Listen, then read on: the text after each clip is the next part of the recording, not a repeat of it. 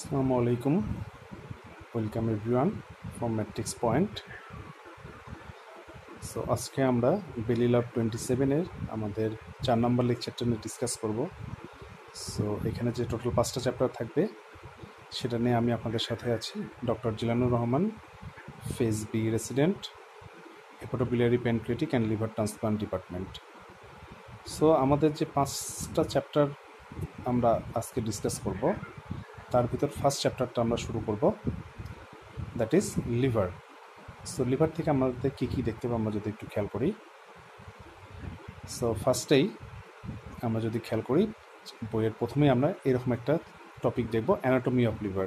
So আপনি বেলি লাভ based preparation যখন নিতে যাবেন এফসিপিএসের, এরকম প্রতিটা চ্যাপ্টারে যে অ্যানাটমিক্যাল পোর্শনগুলো থাকবে আপনাকে ডিটেলস, একদমই ডিটেলস, আপনি জেনারেল অ্যানাটমি যে অংশটুকু থেকে পড়বেন তার সাথে এটাকে কম্বাইন্ড করে ডিটেলস পড়ে নিতে হবে। সে প্রত্যেকটা অর্গানের জন্য, নট অনলি লিভার, আমি যদি লার্জ ইন্টেস্টাইন পড়ি, রেকটাম বলি, ব্রেস্ট বলি, অ্যানাল ক্যানেল বলি, প্যানক্রিয়াস বলি, স্প্লিন বলি, প্রত্যেকটা অর্গানেই দিস ইজ মাস্ট। প্রত্যেকটা অর্গানে যে অ্যানাটমিক্যাল পোর্শনটা থাকবে সেটা কিন্তু একদমই ক্লিন কাট থাকতে হবে। সো আপনি যদি লিভারের অ্যানাটমিটা দেখেন, লাভ বেলিতে প্রথমে শুরু করেছে ligaments and peritoneal reflection. So এখান থেকে কী কী জিনিস না পড়লেই না। সো লিগামেন্টস অফ লিভারের ভিতর আমরা লিগামেন্টসগুলোকে দুটো ভাগে ভাগ করি, একটা হচ্ছে ট্রু লিগামেন্ট আর একটা ফলস লিগামেন্ট। সো আপনাকে জেনে নিতে হবে what are the true ligaments, what are the false ligament, and why they are called false, what are the remnant, তারা কোনটা থেকে আসে, এগুলো কিন্তু ডিটেলস করে নিতে হবে। এবং যে পেরিটোনিয়াল রিফ্লেকশন লিভারে মেনলি থাকে, that is the lesser omentum. Lesser omentum আমরা জানি আমাদের স্টমাকের লেজার কার্ভেচার থেকে আসে আমাদের লিভারে লাগে। সো লিভারে কোন বর্ডারে লাগে, লিগামেন্টাম টেরেস হেপাটিসে লাগে নাকি লিগামেন্টাম ভেনোসামে লাগে, এটা ইংলিশ কোন অক্ষরের মতো অ্যাটাচমেন্ট না, এরকম বেশ কিছু কথাবার্তা আপনি এই জায়গায় পেয়ে যাবেন। সো এই অংশগুলোতে কিন্তু ডিটেলস আপনাকে জানতে হবে। ওকে, সো অ্যানাটমি পরে যদি আসি, ঠিক পরেই দেখবেন লাভ বেলিতে লিখে আছে blood supply of liver. So আমরা জানি লিভারের ম্যাক্সিমাম ব্লাড সাপ্লাই আসে পোর্টাল ভেইন থেকে, 80% direct from portal vein, 20% from hepatic artery. So এই যে 80% আমরা দেখলাম পোর্টাল ভেইন থেকে, পোর্টাল ভেইনের ডিটেলস অ্যানাটমি আপনাকে জানতে হবে, পোর্টাল ভেইনের ট্রাইবিউটারিজ ফর্মেশন, ইভেন যে 20% হেপাটিক আর্টারি। সো হেপাটিক আর্টারিটা কার ব্রাঞ্চ, কোত্থেকে আসে, কয়টা ব্রাঞ্চ হয়, so details regarding the portal vein and hepatic artery, এগুলো কিন্তু খুবই কমন কোশ্চেন। নেক্সট আমরা যদি একটু খেয়াল করি, একটা টপিক দেখব পরেই বেলি লাভে লিখে আছে division at the structures at hilum. সে ডিভিশনগুলো থেকে তেমন কোশ্চেন আসে না, ডিভিশন থেকে আমাদের মেনলি যে জিনিসটা অ্যানাটমিকতে পড়ে নিতে হবে সেটা হচ্ছে পোর্টা হেপাটিস। লিভারে porta hepatis just like the hilum of liver. So এর ভিতর দিয়ে কী কী স্ট্রাকচার যায়, লিভার থেকে বের হয়, এটা আপনাকে দেখে নিতে হবে। Next, as usual venous drainage, it is not so important, লিভারের আর্টারি সাপ্লাইটাই বেশি ইম্পর্টেন্ট, ভেনাস ড্রেনেজ থেকে সেভাবে অবশ্য কোশ্চেন আসে না। নেক্সট আমরা একটা ছবি দেখতে পাচ্ছি বেলি ল্যাবের ঠিক পাশেই, এই ছবিটা দেখতে পাবেন আপনি, that is the segmental anatomy of liver. So লিভারকে টোটাল 8টা সেগমেন্টে ভাগ করা হয়েছে। সো এফসিপিএসসি কিন্তু মাঝে মাঝে সেগমেন্টাল অ্যানাটমির কোশ্চিন কিন্তু চলে আসে। ইট সেগমেন্টাল অ্যানাটমি সরাসরি না আসলেও what are the physiological right lobe, left lobe, what are the anatomical right lobe, left lobe of liver, এই থিংটা আপনার কিন্তু ক্লিন কাট জানতে হবে। অ্যানাটমিক্যাল অ্যান্ড ফিজিওলজিক্যাল লোব কোনটা কীভাবে ভাগ করা হয়েছে, রাইট লোবের ভিতর কোন কোন সেগমেন্ট পড়ে, লেফট লোবের ভিতর কোন কোন সেগমেন্ট পড়ে, এরকম একটা চার্ট আপনি লাভ বেলিতে দেখতে পাবেন এবং এই ছবিটার সাথে মিলাই কিন্তু পড়ে নিতে হবে। খুব কমন একটা কোশ্চিন যেটা সবচেয়ে বেশি এফসিপিএসে আসে সেটা হচ্ছে যে এই যে আমরা লিভারের 8টা সেগমেন্ট দেখছি, 1 2 3 4 5 6 7 8, এই 8টা সেগমেন্টের ভিতর আমাদের most important that is gall bladder, লিভারের কোন কোন সেগমেন্টে থাকে। গল ব্লাডার আমরা ঠিক উপরের ছবিটাতে যদি লক্ষ্য করি দেখবো যে এটা কিন্তু physiological right lobe, left lobe দুটা জুড়ে রয়েছে এবং সেগমেন্ট অনুসারে বলতে চাইলে এটা 4B অ্যান্ড 5, এই কোশ্চিনটা আসে। গল ব্লাডার থাকে লিভারের 4B অ্যান্ড 5 সেগমেন্টে। সেগমেন্টাল অ্যানাটমিক কিছুটা কনসেপশন আপনাকে কিন্তু কম বেশি রাখতেই হবে। নেক্সট আমরা যদি মুভ করি তাহলে আমরা দেখবো হেপাটিক লোবিউল। হেপাটিক লোবিউলও খুব কমন একটা অ্যানাটমিক্যাল কোশ্চিন, এটা কিন্তু অ্যানাটমি, এটাও খুব বেশি ইম্পর্টেন্ট। এখানে আমরা বেশ কয়েকটা স্টার্ট দিয়ে মনোযোগ দিয়ে দেখে নিব। আমরা জানি লিভারে 3 ধরনের লোবিউল পাওয়া যায়, hepatic lobule, portal acinus and portal lobule. এর ভিতরে হেপাটিক লোবিউলকে বলা হয় the structural unit and hepatic অ্যাসিনাসকে বলা হয় দ্য ফাংশনাল ইউনিট। সো এই লোবিউলগুলো কীভাবে তৈরি হয়, লোবিউলের ভিতরে যে পোর্টাল টায়ার থাকে সেটা কী দিয়ে তৈরি হয়, কোনটা ফাংশনাল ইউনিট, কোনটা মেটাবলিক ইউনিট, এগুলো কিন্তু ক্লিন কাট জেনে নিতে হবে। এবং লিভারের ইমব্রায়োলজি, লিভার মেনলি আসে হচ্ছে ফোরগাট এন্ডোথেলিয়াম থেকে, বাট লিভারের ভিতরে যেগুলো আমাদের খুব ইম্পর্ট্যান্ট একটা মনোনিউক্লিওফ্যাগোসাইট সিস্টেমের সেল থাকে, দ্যাট ইজ কাফার সেল, সেটা আসে সেপ্টাম ট্রান্সভার্সাম বলে একটা জায়গা থেকে। This is very very important for FCPS. The Kupffer cell comes from septum transversum. So what are the other structure that comes from the septum transversum? Total 3 structure. একটা হচ্ছে central tendon of diaphragm, number 2 fibers pericardium, and number 3 Kupffer cell of liver. Those 3 structure comes from septum transversum. So clean cut এই তিনটা কিন্তু আপনাকে পড়ে নিতে হবে। আমি আরেকবার বলি, central tendon of the diaphragm, fibrous pericardium and Kupffer cell of the liver. Okay, so এই কোশ্চিনটা খুব ফ্রিকুয়েন্ট, এটার প্রিপারেশান নিয়ে নিন। নেক্সট আমরা দেখতে পাচ্ছি একটা বক্স দেখব, summary box 65.2, the main function of liver. Just একটা রিডিং দিলেই চলবে, এখান থেকে সেভাবে কখনোই কোশ্চিন আসে না। ঠিক তার উপরে একটা লাইন দেখা যাবে, লেখা আছে যে একজন মানুষ হেপাটিক স্টেট, লিভার যদি কেটে ফেলা হয় কতক্ষণ বাঁচতে পারে, লিভার যদি কেটে ফেলা হয় তার সকল মেটাবলিক ফাংশন বন্ধ হয়ে যাবে, বা সেই অবস্থাতে মানুষটা 24 থেকে 48 ঘন্টা পর্যন্ত সার্ভাইভ করতে পারবে। ওকে, ঠিক তার পাশে আমরা দেখবো আরেকটা table 65.1, that is very very important and one type of infinity star. লিভারের প্রত্যেকটা ফাংশনাল টেস্ট সম্বন্ধে আমাদের ক্লিন কাট জানতে হবে, প্রত্যেকটা নর্মাল রেঞ্জ এবং কোনটা কখন বাড়ে, এইগুলো আপনি ফিজিওলজির সাথে কোরিলেট করে পড়ে ফেলবেন, এবং এগুলো প্রত্যেকটাই কিন্তু infinity star. Like alkaline phosphatase কোথায় কোথায় বাড়ে, অ্যাসপার্টেট কোথায় বাড়ে, gamma glutamyl transferase, that is specific for alcoholic liver disease.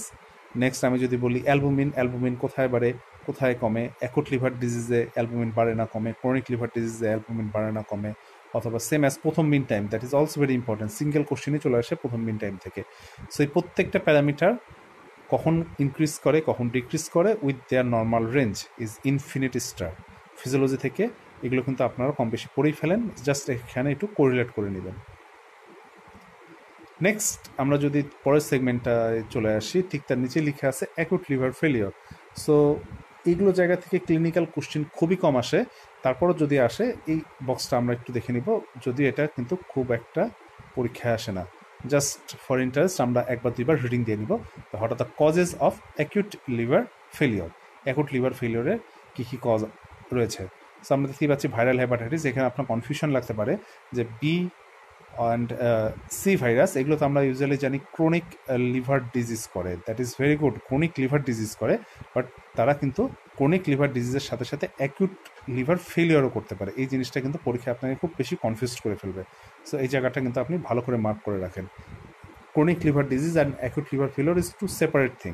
তারা ক্রনিক লিভার ডিজিজ করে মেনলি বি অ্যান্ড সি, আর অ্যাকুট হেপাটাইটিস করে A and E, but acute liver failure কিন্তু যে কোনো ভাইরাসই করতে পারে। সো এটা পরীক্ষা আসলে আমরা কিন্তু খুব সহজেই কনফিউজড হয়ে যাব। নেক্সট দেখা যাচ্ছে there are lots of drugs that may cause acute liver failure. এগুলো অবশ্য ফার্মাকোলজির সাথে আপনাকে কোরিলেট করে পড়ে নিতে হবে। প্রত্যেকটা ড্রাগের অনেকগুলো ড্রাগের সাইড এফেক্ট আছে লিভার ফেলিওর করে, জাস্ট এটার সাথে আপনাকে ফার্মাকোলজি কোরিলেট করে পড়ে নিলেই চলবে। এর বাইরে যেগুলো কজ আছে they are very very uncommon. So এই বক্সটা জাস্ট একটা স্টার্ট দিয়ে আপনি রিডিং দিয়ে রেখেন, পরীক্ষায় সেভাবে কিন্তু কোশ্চেন আসে না। ঠিক অ্যাকুট লিভার ফেলিওরের নিচে যদি আমরা চলে যাই, that is chronic liver disease, that is very important. বিশেষ করে এই ক্রনিক লিভার ডিজিজের নিচের দিকে একটা বক্স দেখবেন আপনি লাভ বেলিতে, summary box 65.6, that is feature for chronic liver disease. Chronic liver ডিজিজে ইউজুয়ালি কী কী ফিচার্স পাওয়া যায়, দ্যাট ইজ ভেরি ইম্পর্টেন্ট। মাঝে মাঝে এগুলো পরীক্ষায় চলে আসে যে নিচের কোনটি ক্রনিক লিভার ডিজিজের বৈশিষ্ট্য। সো এই বৈশিষ্ট্য প্রত্যেকটাই আপনাকে জানতে হবে, প্রত্যেকটাই খুব ইম্পর্টেন্ট। বেশ কিছু পয়েন্টে আপনি কনফিউজ হয়ে যেতে পারেন, এবং এই বক্স সামারি বক্সের সাথে সাথে ঠিক উপরের বেশ কয়েকটা লাইন আছে যেগুলো কিন্তু পরীক্ষায় চলে আসে। ঠিক এই জায়গাটায় দেখবেন যে ক্রনিক লিভার ডিজিজের পেশেন্টের বেশ কিছু নিউরোলজিক্যাল ফিচার্স পাওয়া যায়, যেমন memory impairment, confusion, personality change, alter sleep pattern, slow started speech, flapping, tremor. So এইগুলো সাথে এই বক্সটা আপনার জন্য মাস্ট। সো মাঝে মাঝে কোনিক ফিচার্সগুলো চেয়ে বসে, কোনিক ফিচার্সগুলো সম্বন্ধে কিন্তু আপনাকে একটা ক্লিন কাট কনসেপশন থাকতে হবে। সো ক্রনিক লিভার ডিজিজের পর যদি আমরা যাই, এই বক্সটা থেকে ইনফ্রিকুয়েন্ট কোশ্চিন আসে। আপনাকে মাঝে মাঝে সিঙ্গেল বেসে আপনি এরকম একটা কোশ্চিন দেখতে পাবেন যে what is the first line investigation for the diagnosis of liver disease. Very common একটা কোশ্চিন, এবং আপনাকে অনেকগুলো অপশান দিবে, যেমন দেখলে আপনি কনফিউজ হয়ে যাবেন। আপনাকে CT scan, MRI, PET CT, খুব দামি দামি ইনভেস্টিগেশন। বাট যদি কখনো first line investigation for liver disease বলা হয়, তাহলে কিন্তু অ্যান্সার হবে আল্ট্রাসোনোগ্রাম, যেটা সবচেয়ে কমন। সো কনফিউশনে পড়াটাই স্বাভাবিক এত দামি ইনভেস্টিগেশনের সাথে আল্ট্রাসোনো থাকলে। But ultrasono is the first line investigation. কোনো পেশেন্ট যদি আপনার কাছে আসে, সাসপেক্ট করেন this patient is suffering from any type of hepatobiliary disorder, you have to go for ultrasonography at first. Then ultrasonography আপনাকে সাবসিকুয়েন্টলি গাইড করবে যে আপনি নিচের কোন ইনভেস্টিগেশনে যাবেন।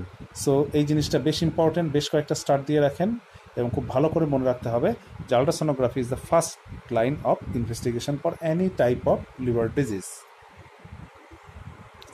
ওকে, নেক্সট একটা বেশ ইম্পর্টেন্ট রেড মার্ক করার লাইন দেখা যাচ্ছে, এটা কিন্তু এটাও পরীক্ষায় ইনভ্যারিয়েবলি আসে, that is infinity star. So আপনাকে একটা সিঙ্গেল বেসে হয়তো সিনারিও দিয়ে রাখা হবে, বলা হবে যে একটা পেশেন্ট আসলো রোড ট্রাফিক অ্যাক্সিডেন্টে with intraperitoneal bleeding, what is the most common organ that may injure following blunt trauma followed by a road traffic accident?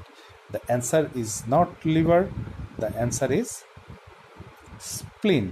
Spleen is the most vulnerable organ or first organ that injured in case of blunt trauma abdomen, and liver is the second most common organ that injured following blunt trauma. So that is very frequent. অনেকগুলো অর্গানের নাম দিয়ে আপনাকে confuse করে ফেলবে। So স্প্লিন যদি কখনো না থাকে সেক্ষেত্রে আমরা অ্যান্সার দিব লিভার, আর স্প্লিন থাকলে তো অবশ্যই স্প্লিন। So this is very vital. পরীক্ষায় কিন্তু সিঙ্গেল বেসটা এই কোশ্চেনটা আপনারা ম্যাক্সিমাম সময় পেয়ে যাবেন। এছাড়া যে লিভার ট্রমার ম্যানেজমেন্ট লেখা আছে, that is not so important, এইটা জাস্ট রিডিং দিলেই চলবে। সো লিভার ট্রমা থেকে আরেকটা জিনিস আমাদের না জানলেই না, যে একটা সাপোজ আপনার কাছে একটা পেশেন্ট আসলো, আপনাকে একটা সিনারিও দিয়ে দেওয়া হবে with suspected liver trauma, or ultrasonography করে আপনি দেখলেন যে পেশেন্টের লিভার ট্রমা, বাট দেখা যাচ্ছে যে পেশেন্টটা আনস্টেবল। তাহলে এরকম একটা আনস্টেবল পেশেন্টের কি আপনি সার্জারি করবেন, নাকি পেশেন্টকে রিসাসিটেট করে স্ট্যাবল করে দেন সার্জারিতে যাবেন? ইউজুয়ালি আমাদের কোনো ট্রমা পেশেন্ট আসলে, শকের পেশেন্ট আসলে আমরা কিন্তু পেশেন্টকে রিসাসিটেট করে সার্জারিতে যাই, এটাই আমাদের common thinking. But in case of liver trauma the conception is totally different. যদি আপনার কোনো পেশেন্ট আসে hemodynamically unstable and suspected liver injury, আপনি আনস্টেবল পেশেন্টটাকেই সবার আগে ওটিতে নিয়ে যাবেন ফর ল্যাপারোটমি। আর যদি কোনো পেশেন্ট থাকে যে hemodynamically stable but suspected liver trauma, তাকে আপনি ফার্দার ইনভেস্টিগেশন করবেন to categorize or grade the injury of the liver. Okay, so that is a very uncommon conception, যে এখানে আমরা হেমোডাইনামিক্যালি আনস্টেবল পেশেন্টটাকে কিন্তু সার্জারি করব। সো এই পয়েন্টটা আপনাকে মাথায় রাখতে হবে। এরকম মাঝে মাঝে সিনারিও দিয়ে সিঙ্গেল বেস্ট কোশ্চিন চলে আসে। Next, complication of liver trauma very rare, সেভাবে পরীক্ষা আসে না, just give it A reading. Next যদি আমরা যাই, ম্যানেজমেন্ট অফ ইসোফেজিয়াল ভ্যারিসিস, এটাও খুব রেয়ারলি পরীক্ষায় আসে, জাস্ট এটাকে আমরা রিডিং দিয়ে রাখবো, খুব একটা ইমফেসাইজ দেওয়ার দরকার নেই। ওকে, সো নেক্সট আমরা বেলি ল্যাবে একটা ডিজিজ দেখতে পারবো, that is bird Chiari syndrome. So bird Chiari syndrome থেকে কিন্তু মাঝে মাঝে এমসিকিউ টাইপ কোশ্চিন চলে আসে, বেশ কয়েকটা স্ট্রিম দিয়ে দিবে, আপনাকে একটা কনসেপশন থাকতে হবে বার্ড চিয়ারি সিন্ড্রোম সম্বন্ধে। So what is bird Chiari syndrome? So bird Chiari syndrome, আমরা যে লিভারের জানি একটা আর্টারি সাপ্লাই আছে, যে কোনো অর্গানের মতো এর ভেনাস ড্রেনেজ আছে, তো কোনো কারণে যদি এর আউটফ্লো অবস্ট্রাকশন হয়, that means venous drainage liver থেকে বের না হয়, সেক্ষেত্রে কী ঘটনাটা ঘটবে? আর্টারি সাপ্লাই কিন্তু ইনট্যাক্ট থেকেই যাবে। সো লিভারে ব্লাড আসতে থাকবে, বাট লিভার থেকে ব্লাড বের হবে না। As a result blood will accumulate within the liver and this will leads to bird Chiari syndrome. So bird Chiari syndrome is nothing but an outflow obstruction, that means liver থেকে কিছু বের হতে পারবে না, venous obstruction develop করবে। So স্বাভাবিকভাবে venous obstruction হলে রক্ত জমবে, যেটাকে আমরা মেডিকেলের টার্মে বলি কনজেশন, এবং কনজেশন হলে লিভার যার নর্মাল যে ফাংশনগুলো সেগুলো করতে পারবে না, এবং সে সাবসিকুয়েন্টলি পেশেন্টের অ্যাসেটিস ডেভেলপ করবে, পোর্টাল হাইপারটেনশন ডেভেলপ করবে, ইসোফিজিয়াল ভ্যারেসিস ডেভেলপ করবে। সো এই কয়টা লাইন বার্চিয়ারি সিন্ড্রোম থেকে কিন্তু আপনার জন্য মাস্ট। এবং ঠিক তার পাশেই যে স্লাইডটা দেখতে পাচ্ছেন বক্সটা, সো বার্চিয়ারি সিন্ড্রোমকে ইউজুয়ালি আমরা কীভাবে ডায়াগনোসিস করি? সো ইউজুয়ালি আমরা একটা সিটি স্ক্যান করি পেশেন্টকে, এবং এগুলো ক্ষেত্রে দেখা যাবে যে segment 1 or caudate lobe of the liver will be grossly enlarged. যে আমরা সেগমেন্টের কথা একটু আগে বলে আসলাম যে লিভারের টোটাল 8টা সেগমেন্ট, বার্চিয়ারি সিন্ড্রোমে টিপিক্যালি 1 নম্বর সেগমেন্টটাই সবচেয়ে বেশি ডাইলেটেড অর কনজেস্টেড হয় অন্য দেন দ্য আদার 7 সেগমেন্ট। সো এই পয়েন্টটা আপনাকে মাথায় রাখতে হবে। সো মোটামুটি এই কয়টা জিনিস জানলেই বার্চিয়ারি সিন্ড্রোমের সম্বন্ধে আপনি যে কোনো কোশ্চেন এফসিবিএসে অ্যান্সার করে আসতে পারবেন। ডিটেলস এর বেশি জানার দরকার নেই। নেক্সট আরেকটা ডিজিজ আমরা দেখব, that is primary sclerosing cholangitis. এই ডিজিজটা আমরা যখন চ্যাপ্টার 66-এ যাব, that is gall bladder biliarity, সেখানেও কিন্তু কম বেশি লেখা থাকবে। সো এই দুটা মিলে আমরা কম্পেয়ার করে পড়ব। So primary sclerosing cholangitis, so primary that means এটার কোনো কারণ জানা নাই। স্ক্লেরোজিং বোঝা যাচ্ছে যে এই জায়গাটায় স্ক্লেরোসিস হবে, কানেকটিভ টিস্যু ফাইব্রোসিস স্ক্লেরোসিস হয়ে যাবে। And cholangitis means inflammation of the biliary channel. So লিভারের ভিতরে biliary চ্যানেল থাকে, লিভারের বাহিরে biliary চ্যানেল থাকে। এই বাহিরে এবং লিভারের ভিতরে যে biliary চ্যানেল, বাইল ডাক্ট, বাইল ক্যানালগুলি, এগুলোতে যদি কোনো অজানা কারণে ইনফ্লামেশন হয়ে ফাইব্রোসিস হয়ে যায়, সেই জিনিসগুলো নষ্ট হয়ে যায়, সেটাকেই বলা হয় primary sclerosing cholangitis. So primary sclerosing কোলাঞ্জাইটিসে বেশ কিছু ইনভেস্টিগেশন করা হয়, বেশ কিছু অ্যান্টিবডি পাওয়া হয়, যেগুলো আমরা পরের চ্যাপ্টারে বেশি দেখতে পাবো। সো এখান থেকে আসলে সেরকম কিছু পড়ার নাই, জাস্ট কয়েকটি ইনফরমেশান আপনাকে জানতে হবে যে এই প্রাইমারি স্ক্লেরোজিং কোলাঞ্জাইটিসটা মেনলি ইয়াং অ্যাডাল্টে হয়, নন স্পেসিফিক সিমটম থাকে, ইউজুয়ালি লিভার বায়োপসি করে আমরা এটা কনফার্ম করি। বাকি যে ইনফরমেশানগুলো আমরা পরের চ্যাপ্টারে গেলে দেখতে পাবো। So Budd Chiari syndrome and primary sclerosing cholangitis, এগুলো থেকে কিন্তু মাঝে মাঝে এমসিকিউতে 5টা স্ট্রিম তুলে দেওয়া হয়। সো কিছুটা নলেজ আপনাকে রাখতেই হবে। অথবা ঠিক তার উপরেই আমরা বেলি ল্যাবসে এরকম কিছু একটা বক্স দেখবো যে যেখানে বেশ কিছু সায়েন্স কমন ডিজিজের কথা বলা আছে এবং তাদের কমন প্রেজেন্টেশন বলা আছে। জাস্ট একটা রিডিং দিয়ে রাখবো for better understanding. Okay, next আমরা যদি মুভ করি, that is calories disease. Calories disease সম্বন্ধে আপনাকে একটা আইডিয়া রাখতে হবে যে what is calories disease.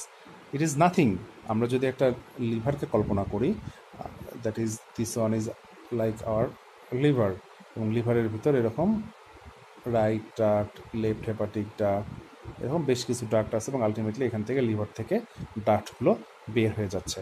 So এই অংশটাকে আমরা বলি ইন্ট্রা হেপাটিক biliary tree, এবং এই অংশটাকে বলি আমরা extra hepatic biliary tree।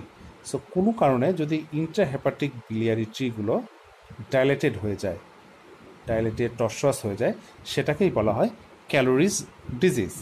So congenital dilatation of the intrahepatic biliary tree, that is known as calories disease. স্বাভাবিকভাবে কোথাও যদি এইভাবে ডাক্ট অ্যাবনর্মালি ডাইলেটেড হয়, সেখানে বাইল জমবে, বাইল স্ট্যাসিস হবে, রিকারেন্ট ইনফেকশন হবে।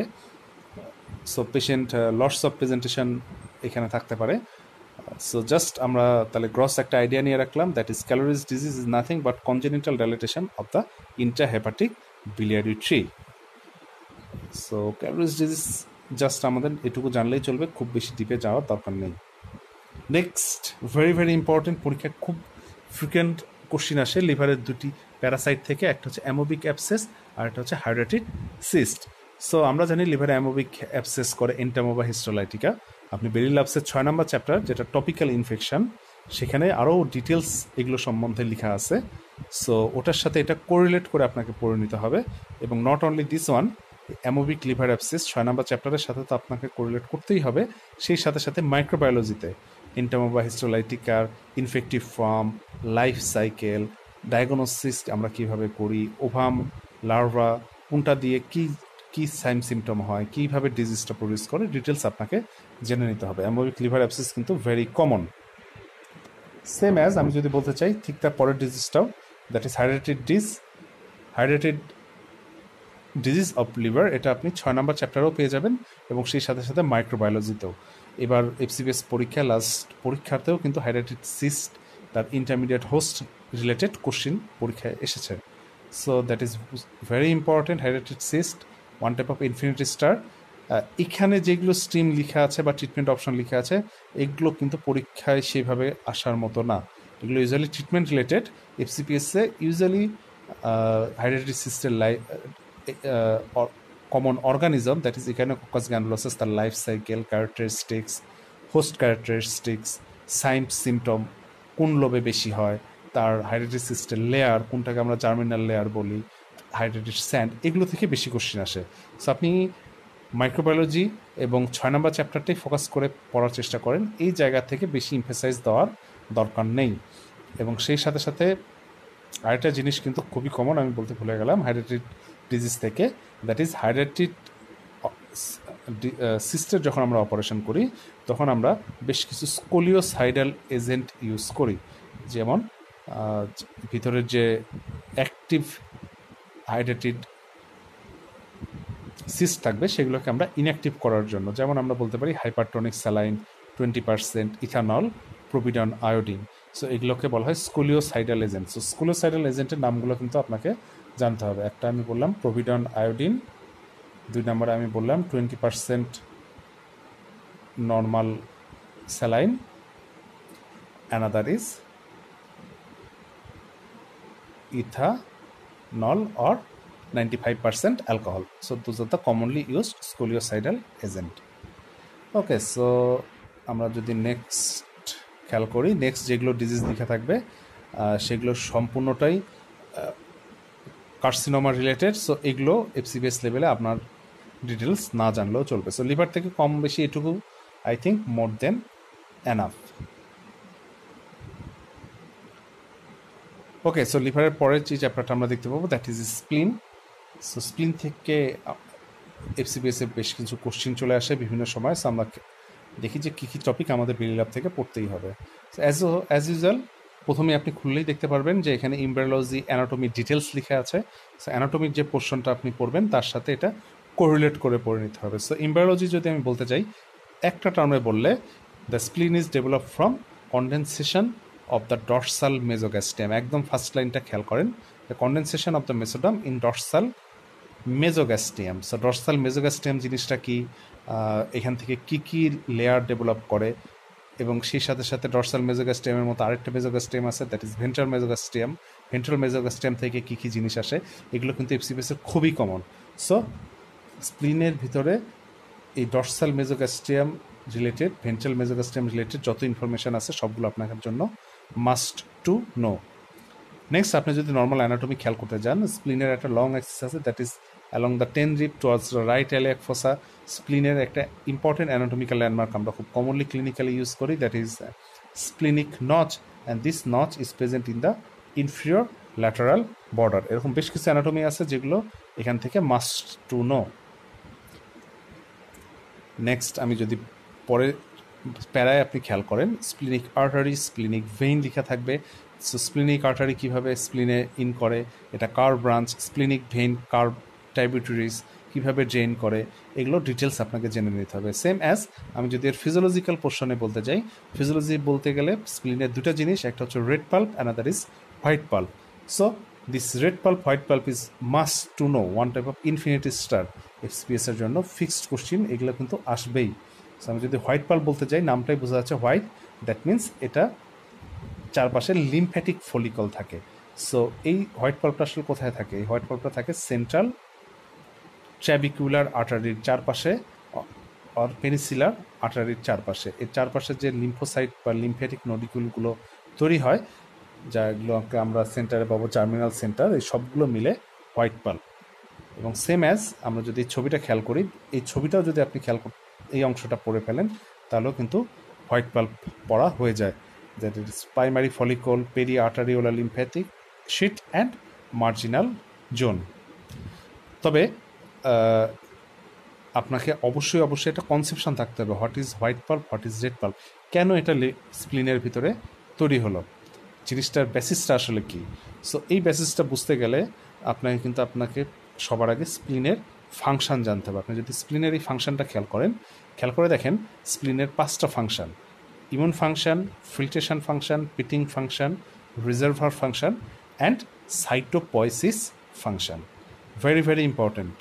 সো আপনি যদি 5 নম্বর অংশটা খেয়াল করেন, এখানে একটা পয়েন্ট লেখা আছে সাইটোপয়েসিস, অথবা 1 নম্বর পয়েন্টটা যদি খেয়াল করেন ইমিউন, দ্যাট মিনস এরা কিন্তু বেশ কিছু ইমিউন সেল তৈরি করে। ঠিক আপনি যদি 2 নম্বর ফাংশনটা খেয়াল করেন, দ্যাট ইজ ফিল্টার ফাংশন। এই ফিল্টার ফাংশন বলতে বোঝানো হয় আমাদের বডিতে যেগুলো ব্লাড সেল আছে তারা একটা নির্দিষ্ট সময় পর ধ্বংস হয়ে যায়, লাইক আরবিসি 120 দিন পর স্প্লিনে যে ব্রেকডাউন হয়। সো ওল্ড এজ সেলগুলো যে ব্রেকডাউন হয় সেটাকেই বলা হয় ফিল্ট্রেশন ফাংশন। তার মানে আমরা এখান থেকে দুটো জিনিস খেয়াল করলাম, যে স্প্লিনের কিন্তু দুটা ফাংশন, সে একই সাথে সেল তৈরি করতেছে, দ্যাট ইজ সাইটোপয়েসিস, এবং একই সাথে সেল ব্রেকডাউন করতেছে, দ্যাট ইজ ফিল্টার ফাংশন। ঠিক এই কনসেপশনটা থেকেই চলে আসে red pulp and white pulp. So যেই পোর্শনটায় সাইটোপয়েসিস হবে, ইমিউন সেল তৈরি হবে, সেটাকে বলা হয় হোয়াইট পাল্প। যেই পোর্শনটায় আরবিসি ব্রেকডাউন হবে বা আদার সেল ব্রেকডাউন হবে, that is known as red pulp. So red pulp white পাল্পের সম্বন্ধে আমি একটু আইডিয়া দেওয়ার চেষ্টা করলাম। এই রেড পাল্প জিনিসটা কি, হোয়াইট পাল্প জিনিসটা কি, কোন আর্টারির চারপাশে থাকে, কে কি কাজ করে, এগুলো কিন্তু পরীক্ষার জন্য must to no. So physiology of স্প্লিন এই অংশটা অবশ্যই আপনি হিস্টোলজিতে যে রেড পাল্প হোয়াইট পাল্প পড়বেন এর সাথে কম্বাইন্ড করে আপনাকে জেনে নিতে হবে। সো এরপরে যদি আমরা মুভ করি, দেখব যে splenic infarction, that is also very important. মাঝে মাঝে এফসিপিএস পরীক্ষায় চলে আসে যে what are the causes of splenic infarction. So এই বক্সটার মধ্যে আপনি 4টা কজ পেয়ে যাবেন that may leads to splenic infarction, that is myeloproliferative disorder, portal hypertension, vascular occlusion, pancreatic disease, splenic vein thrombosis আর সিকেল সেল ডিজিজ। এরকম বেশ কিছু কন্ডিশন আছে যেখানে স্প্লিনে ইনফ্রাকশন হয়। So what are the causes of splenic infraction আপনাকে একটু দেখে নিতে হবে। নেক্সট, এটা অলরেডি আমরা ডিসকাস করে আসছি যে স্প্লিন is the most common organ that is injured following blood trauma of abdomen, and next one is the liver. Next দুটো খুব কমন টার্ম হেমাটোলজিতে ইনফ্রিকুয়েন্টলি পড়ানো হয়, যে একটা হচ্ছে স্প্লিনোমেগালি আর একটা হচ্ছে হাইপার স্প্লিনিজম। দ্যাট ইজ আপনার স্প্লিন যদি বড় হয় অ্যাটলিস্ট 3 টাইমস ক্লিনিক্যালি প্যালপেবল হওয়ার জন্য, দ্যাট ইজ লেভেল অ্যাজ স্প্লিনোমেগালি। এবং এই স্প্লিনিক ইনলার্জমেন্টের সাথে যদি combination of anaemia, leukopenia or thrombocytopenia or compensatory hyperplasia of the bone marrow হয়, এবং এই যে ব্লাডের সেলগুলো কমে যাচ্ছে, বোন ম্যারো বেড়ে যাচ্ছে, এবং আমি যদি স্প্লিনেক্টমি করি তখন যদি এই কন্ডিশনগুলো ইমপ্রুভ করে, that is labelled as hyper স্প্লিনিজম।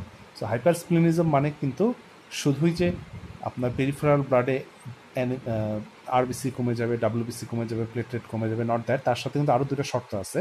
একটা হচ্ছে compensatory hyperplasia of the bone marrow, এবং অবশ্যই আপনি যদি স্প্লিনেক্টমি করেন তখন কিন্তু এই প্রত্যেকটা ঘটনা উন্নতি করতে হবে। সো এই ডেফিনেশনগুলো মাঝে মাঝে স্ট্রিম আকারে পরীক্ষায় চলে আসে। হাইপারস্প্লিনিজম এবং স্প্লিনোমেগালি আপনি মাস্ট আপনার জন্য। Next, causes of splenic enlargement, কেন স্প্লিন বড় হয়? বিশাল একটা বক্স লিখা আছে, there are lots of causes. So বিশেষ করে পরীক্ষায় যেটা আসে সেটা হচ্ছে bacterial, viral and protozoa that may cause splenomegaly. So এই ইনফেক্টিভ ফর্মগুলো কিন্তু আপনাকে মাস্ট, বাকিগুলো জাস্ট রিডিং দিলেই চলবে। নেক্সট, এটা খুব কমন একটা question, what is tropical splenomegaly? So splenomegaly আমরা জানি স্প্লিন বড় হয়, একটু আগে আমরা বিশাল একটা চার্ট দেখে আসলাম splenomegaly. But what is tropical splenomegaly? Only 3টা টপিক্যাল ডিজিজের কারণে যদি স্প্লিন বড় হয়, that is malaria, kala-azar and schistosomiasis, that will be called tropical splenomegaly. So tropical splenomegaly very very atypical term, মাঝে মাঝেই পরীক্ষায় আসে। এটা কিন্তু আমাদের কনফিউজড করে ফেলে। আমরা অনেকগুলো কজ চিন্তা করি, but thalassaemia or other causes এগুলো কিন্তু টপিক্যালের ভিতর আসবে না। সো টপিক্যাল স্প্লিনোমেগালির কজ এই 3টা must to know. Next, splenectomy, there are lots of indication of splenectomy. So usually যেগুলো কারণে স্প্লিনেক্টমি করা হয়, যেমন আমরা জানি থ্যালাসেমিয়া অর আইটিপি আর হেরিডিটারি স্পেরোসাইটোসিস, আমাদের সার্জিক্যাল কজগুলো কিন্তু কোয়াইট ডিফারেন্ট। যেমন সার্জারিতে most common cause for splenectomy are trauma, then oncological, next one is haematological.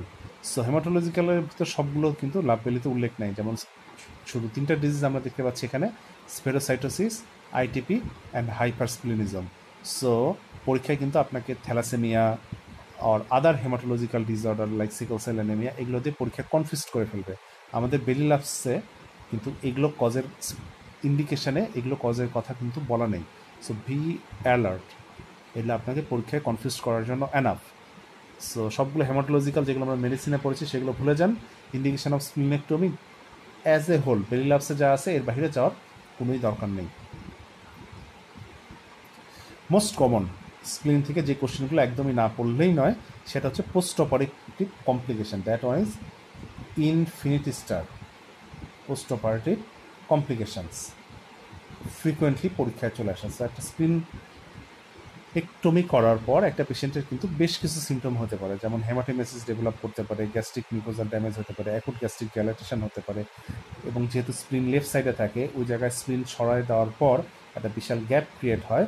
So left সাইডের লাঙের বেজালে লেফট বেজাল অ্যাটলেকটেসিস অর লেফট লাঙের বেজাল লোবে কলাপস ডেভেলপ করতে পারে। সো স্প্লিনের খুব কমন রিলেশন হচ্ছে থাকে আমরা জানি প্যানক্রিয়াসের সাথে।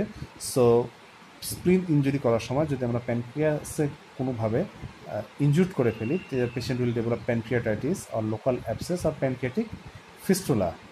অ্যান্ড ভেরি ভেরি ইম্পর্টেন্ট এবং মোস্ট কমনলি যেটা পরীক্ষায় আসে সেটা হচ্ছে thrombocytosis, that is very common.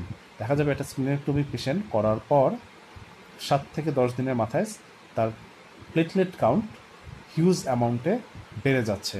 That is very common. আমরা জানি প্লেটলেটের হাফ লাইফ প্রায় 8 to 10 days, এবং 8 to 10 days পর কিন্তু সে স্প্লিনে যে অটো ব্রেকডাউন হতো, যেহেতু এখন আমরা স্প্লিনেক্টমি করে ফেলেছি সো সে আর অটো ব্রেকডাউন হওয়ার প্রসেসটা কিন্তু স্টপ হয়ে গিয়েছে।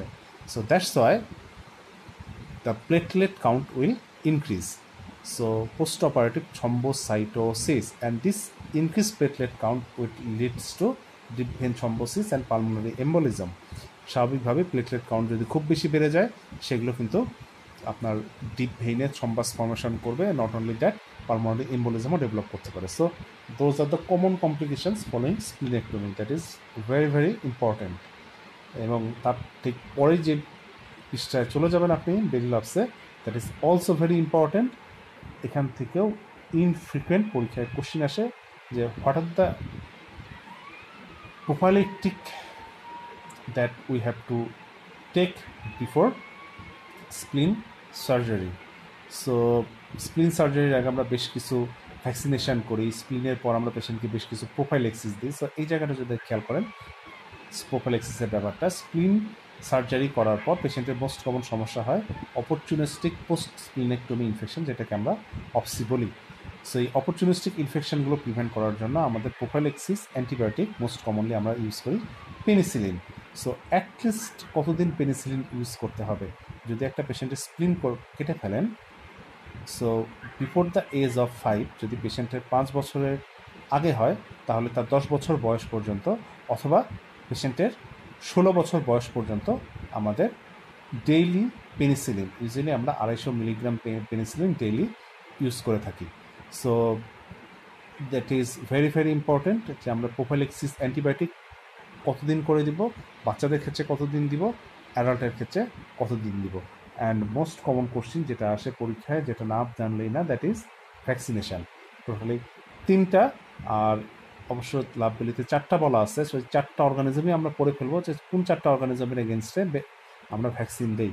Number 1 pneumococcal, number 2 meningococcal, number 3 haemophilus influenzae. এছাড়াও ইকোলাইয়ের ক্ষেত্রে অনেক বইয়ে বলা আছে, বাট আমরা 3টেই মেনলি প্রেফার করবো। একটা হচ্ছে pneumococcal, meningococcal and haemophilus influenzae. এর ভিতর আপনি খেয়াল করবেন PM, P for pneumococcal, M for meningococcal. PM প্রতি 5 বছর পর পর পেশেন্টকে দিতে হয়, আর হেমোফাইলাস ইনফ্লুয়েঞ্জা প্রতি 10 বছর পর পর পেশেন্টকে দিতে হয়। সো ক্যাপসুলেটেড এগেনস্ট অর্গানিজমের এগেনস্টে যে আমরা ভ্যাকসিনেশান দিব, কোন অর্গানিজমের এগেনস্টে দিব, কতদিন পর পর দিব, এই অংশটা মাস্ট টু নো। সো স্প্লিন থেকে মোটামুটি এটুকুই। I think that will cover most of the question in your exam.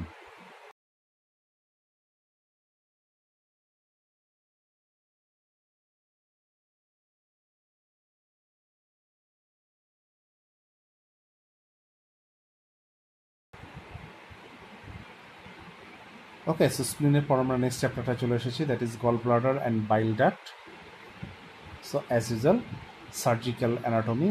So gall ব্লাডারের অ্যানাটমি খুবই কমন। গল ব্লাডারের length, capacity, parts, peritoneal relation, gall ব্লাডারের artery supply, that is cystic artery, branch of right hepatic artery, gallbladder venous drainage, that is cystic vein drains into the portal system, not into the systemic circulation. Gallbladder capacity, that is 30 to 50 ml. So এরকম details anatomy, not only গলব্লাডারের সাথে সাথে বাইল duct, that is cystic duct, common bile duct, common hepatic duct, প্রত্যেকটার details anatomy আপনাকে জেনে নিতে হবে। So anatomy বইয়ের সাথে এই অংশটা আপনাকে কোরিলেট করে নিতে হবে। নেক্সট যেটা না জানলেই না, that is Calot's triangle. Calot's ট্রায়াঙ্গেলের boundary is an infinity star topic, যেটা পরীক্ষায় আসবেই। সো মনে রাখা খুবই সহজ। ক্যালোস ট্রায়াঙ্গেলের বাউন্ডারি যদি আপনি খেয়াল করেন, এটা আমরা এইভাবে মনে রাখতে পারি। কমন ওয়ার্ড সিম। সো সুপিরিয়রলি ইজিলি থাকবে liver or cystic artery.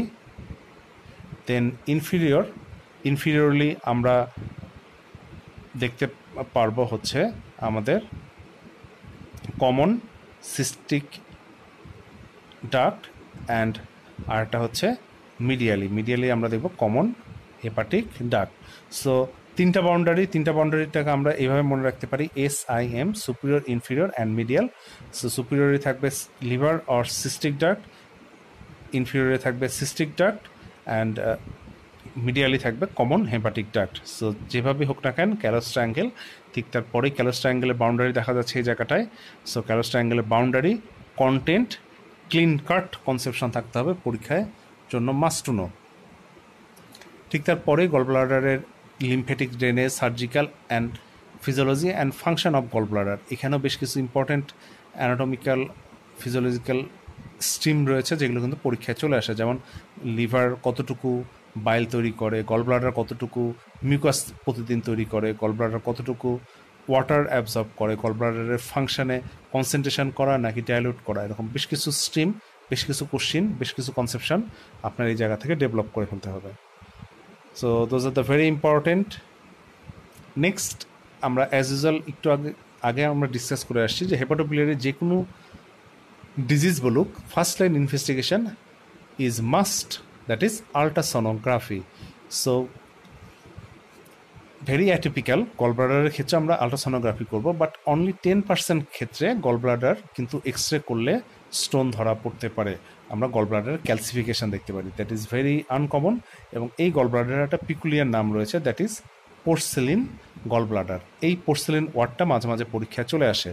So calcification of gallbladder usually present only in 10% population, that is known as porcelain gallbladder. porcelain gallbladder ওয়ার্ডটা আপনাকে জানতে হবে। অ্যাজ ইউজুয়াল আমরা জানি ultrasonography is the first line, so এখান থেকে নতুন কিছু জানার নাই। নেক্সট এরকম একটা বক্স দেখতে পারবেন যেখানে সব ইনভেস্টিগেশন কোনটাতে কী কী অ্যাডভান্টেজ লেখা আছে, নট সো ইম্পর্টেন্ট। অলরেডি আমরা লিভারে যেটা ডিসকাস করে আসছি সেটাই আমরা পড়লেই আমাদের জন্য হয়ে যাবে।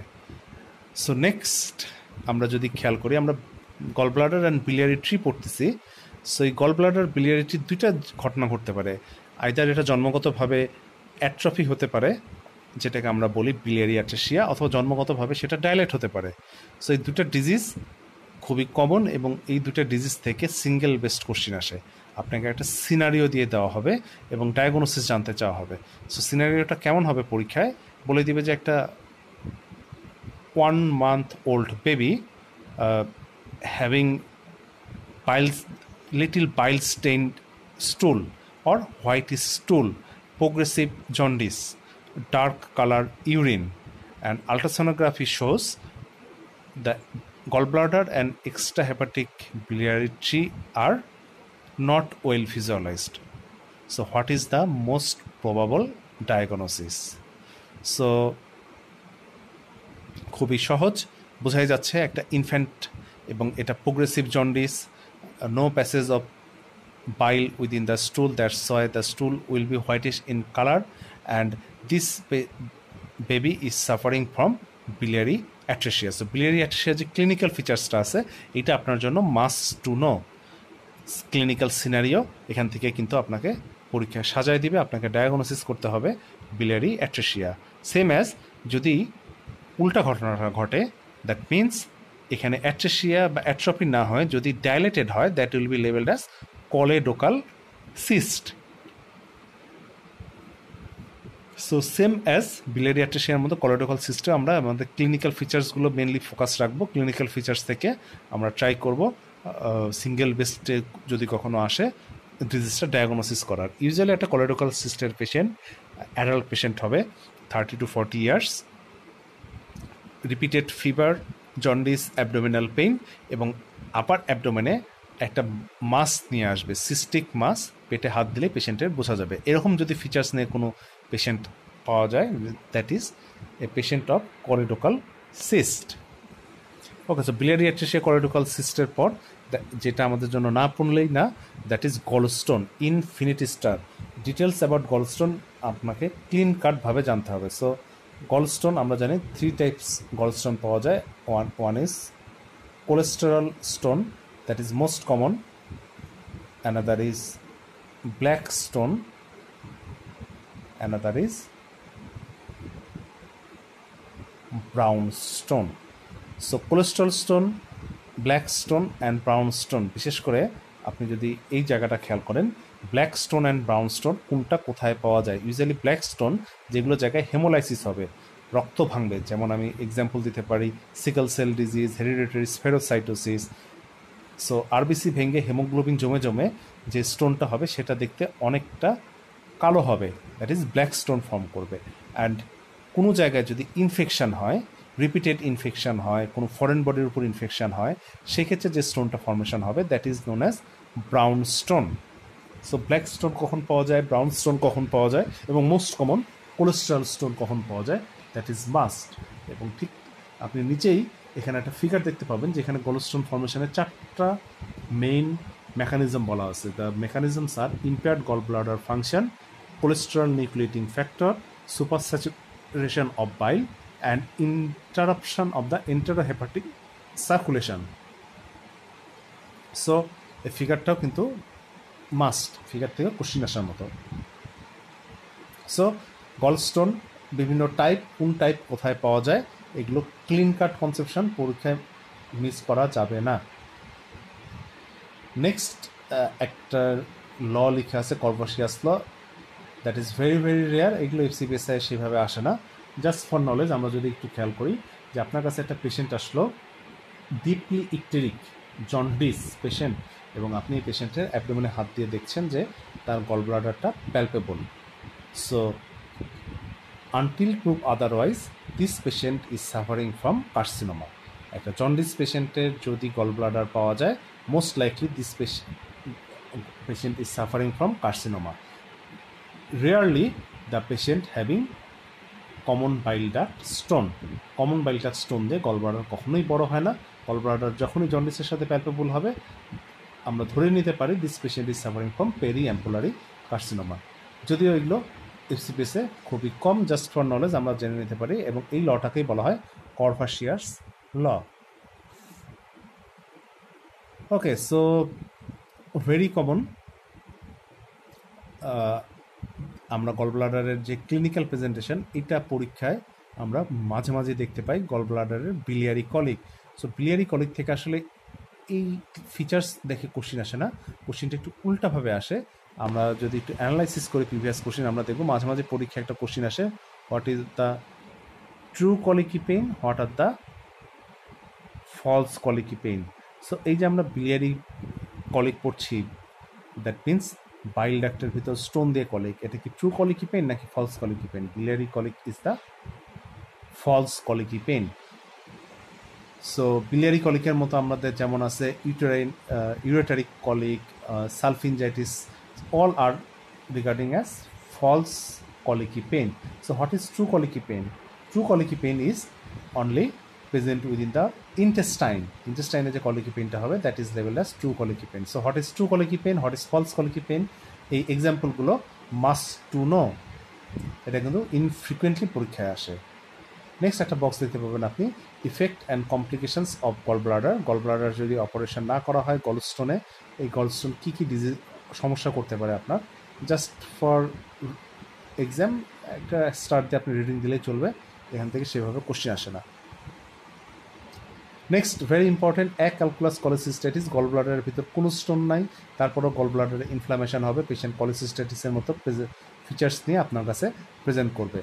সো কোন পেশেন্ট আপনার কাছে এরকমভাবে আসতে পারে, severely ill patient, old age, multiple comorbid patient, or যে পেশেন্টের একটা মেজর সার্জারি হয়েছে 4 ঘন্টা 6 ঘন্টা ধরে লং টার্ম জেনারেল অ্যানেস্থেশিয়ার এক্সপোজার হয়েছে, অর সিভিয়ার ট্রমা পেশেন্ট আর বার্ন পেশেন্ট যার multiple fracture or 30-40% deep seated burn হয়, ইউজুয়ালি সেগুলো পেশেন্টে ক্যালকুলাস কলিসিস্টাইটিস দেখা যায়।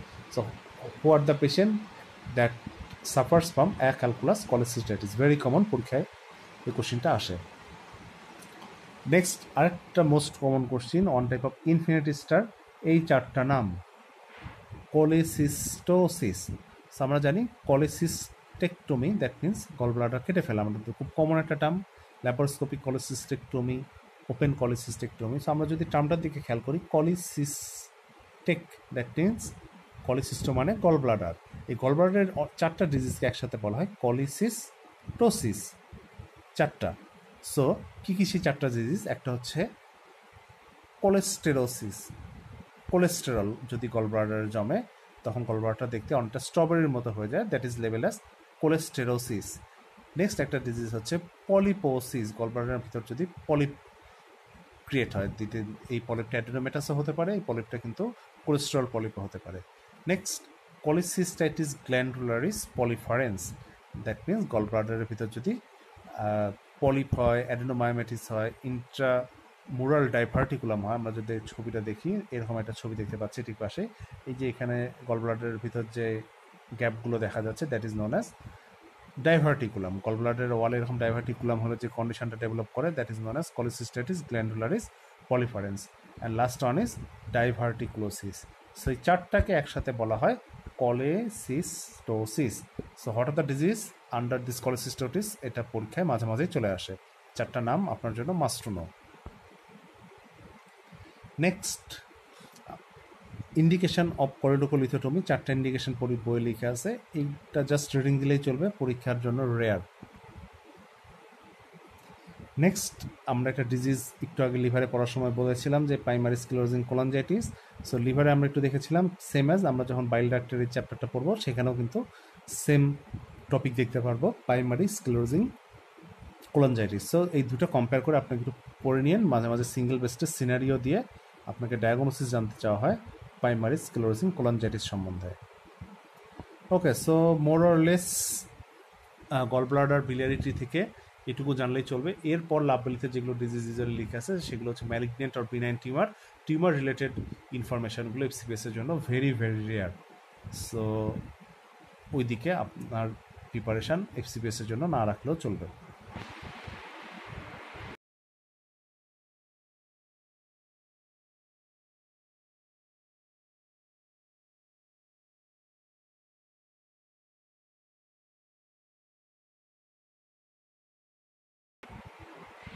সো আমরা আমাদের নেক্সট চ্যাপ্টারটা চলে এসেছি, that is pancreas.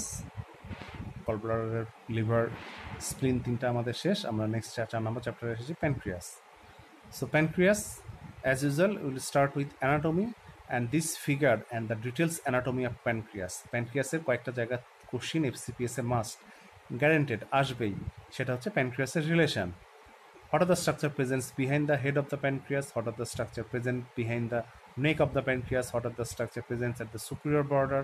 What are the structure present of the anterior border? Those are the must known topic. একদম ইনফিনিটি স্টার প্যানক্রিয়াসের এই রিলেশন, এগুলো কিন্তু ক্লিন কাট, আপনি অ্যানাটমির বই দেখে এবং এই ফিগারটা দেখে অবশ্যই খেয়াল করে নেবেন। নেক্সট আপনি অবশ্যই প্যানক্রিয়াসের এন্ডোক্রাইন অ্যান্ড এক্সোক্রাইন পোর্শনের এন্ডোক্রাইন পোর্শনে কী কী সেল পাওয়া যায়, কোন সেল কী হরমোন তৈরি করে, কোন সেল কত পার্সেন্ট থাকে, এগুলো ডিটেলস আপনাকে দেখে নিতে হবে। সো ফিজিওলজিতে ইউজুয়ালি এগুলো আপনি পড়েই থাকেন, সো জাস্ট কোরিলেট করে নিলেই চলবে আই থিঙ্ক।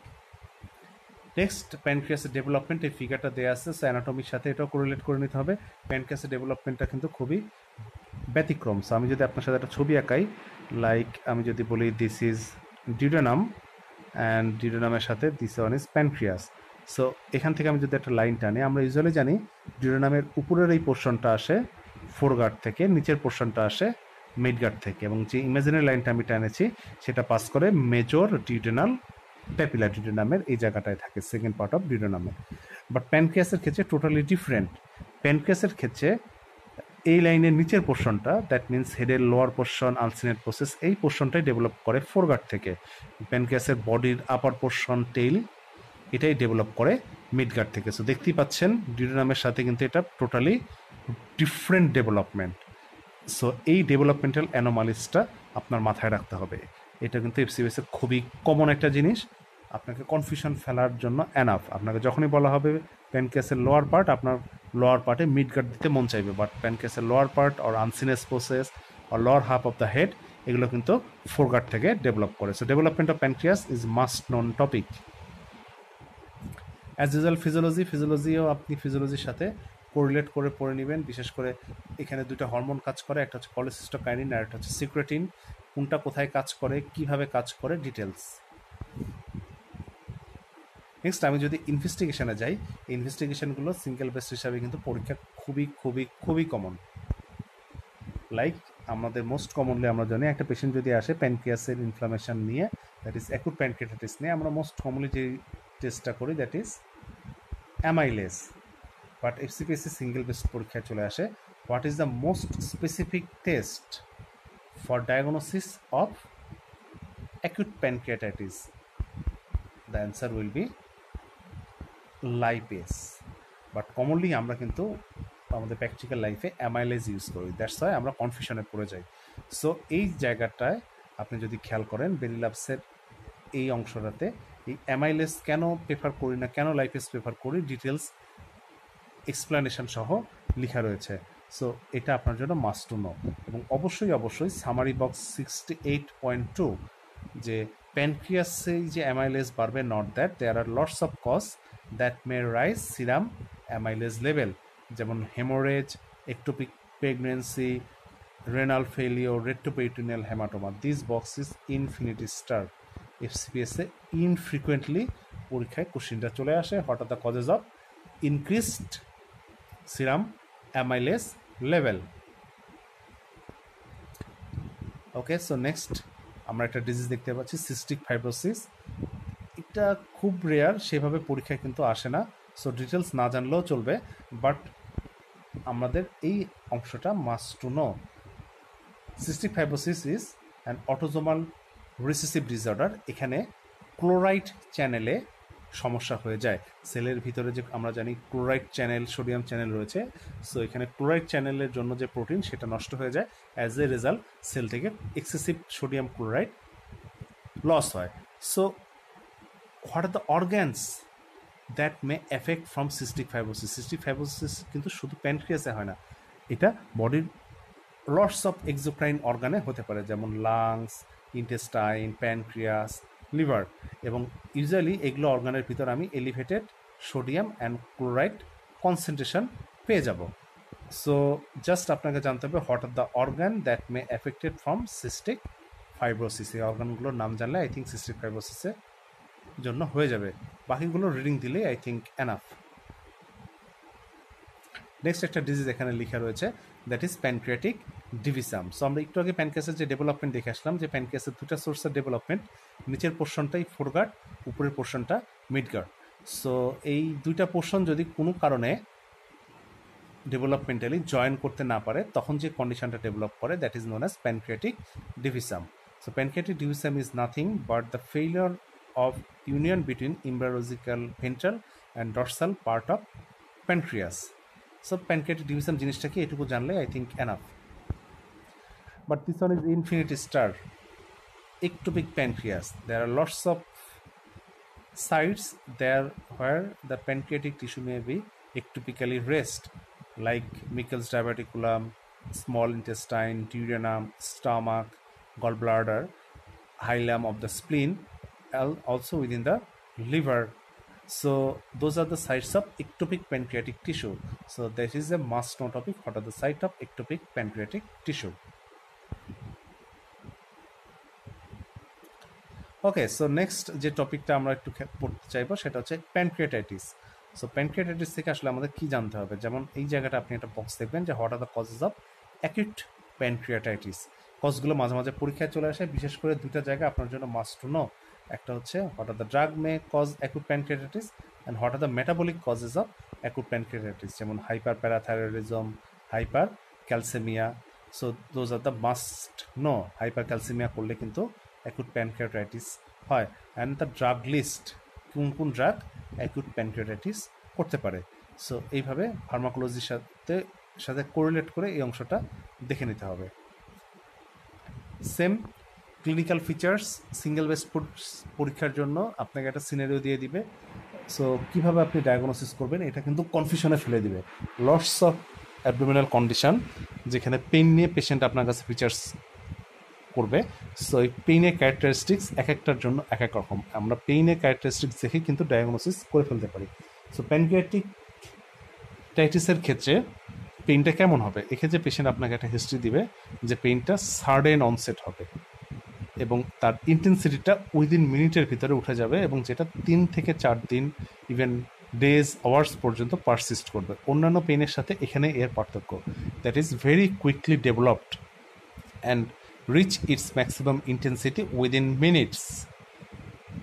ওকে, সো অন্যান্য ব্যথা দেখা যাবে যে হচ্ছে সকালে শুরু হয়েছে, বিকাল দুপুর হতে হতে ধীরে ধীরে তীব্রতা বাড়ে। প্যানক্রিয়াটাইটিসের ব্যথাটা totally different.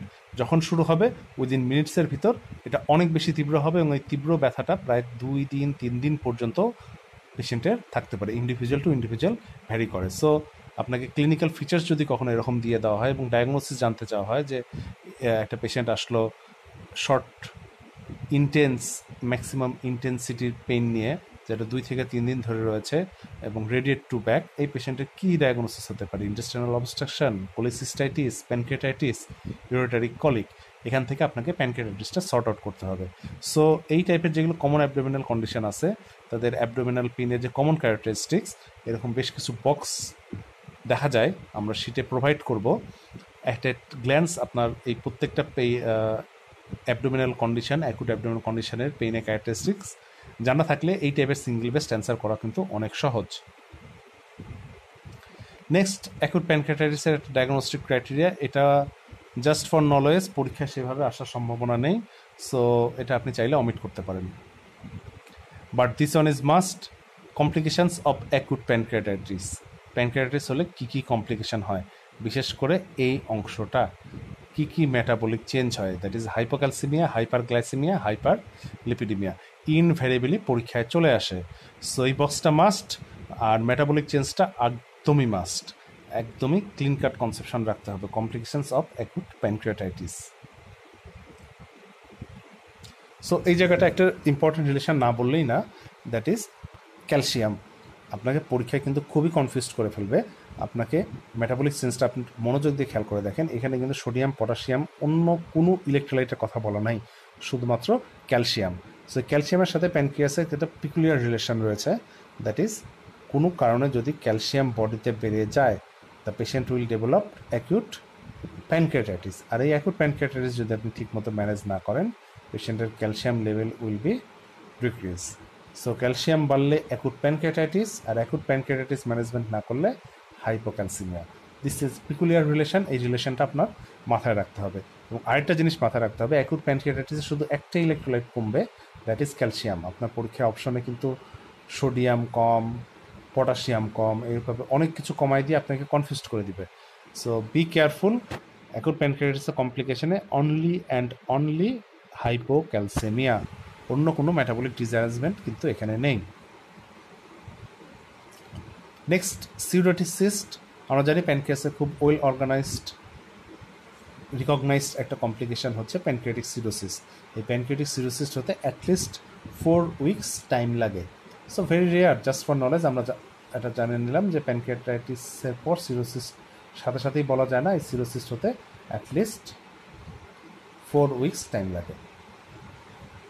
Okay, so I think pancreas থেকে মোটামুটি এই কয়টা ডিজিজ, বিশেষ করে অ্যাকুট প্যানক্রিয়াটিসটা আমরা ফোকাস রাখবো, তাতেই আই থিঙ্ক আমাদের প্রিপারেশন হয়ে যাবে।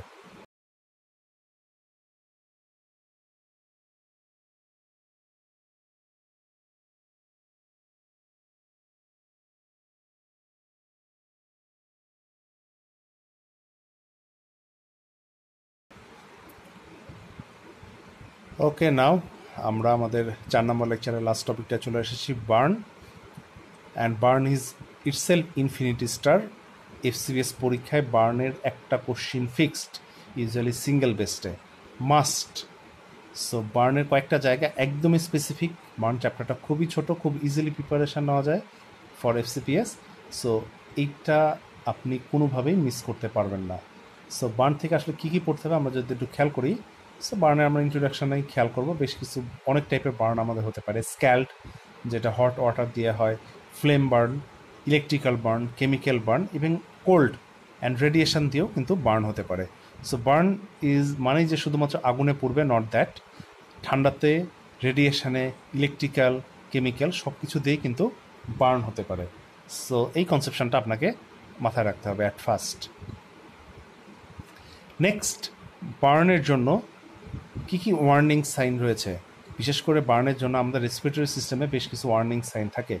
যদি হাতে, পায়ে, পেটে এরকম জায়গায় বার্ন হয়, এগুলো পেশেন্টকে তাও সারভাইভ করা কোয়াইট পসিবল। বাট কোনোভাবে যদি around the face and neck, or patient having the history of trap in a room, that is inhalation burn, অথবা পেশেন্টের চেঞ্জ ইন ভয়েস অর স্টাইডোর থাকে, those are very very alarming. This patient needs urgent intervention. So be alert about those signs of respiratory system that may needs urgent intervention. So warning sign of burn to respiratory system, কি warning sign এটা আমাদের জানতে হবে। পরীক্ষা অবশ্যই যে সেভাবে আসবে, নট দ্যাট, প্র্যাকটিক্যাল লাইফ পারপাসে এগুলো আমাদের জানা দরকার। পরীক্ষার জন্য জাস্ট একটা স্টার্টেড রিডিং দিলে আই থিঙ্ক এনাফ। নেক্সট আমরা যদি খেয়াল করি, লেখা রয়েছে যে injury to the airway and lung.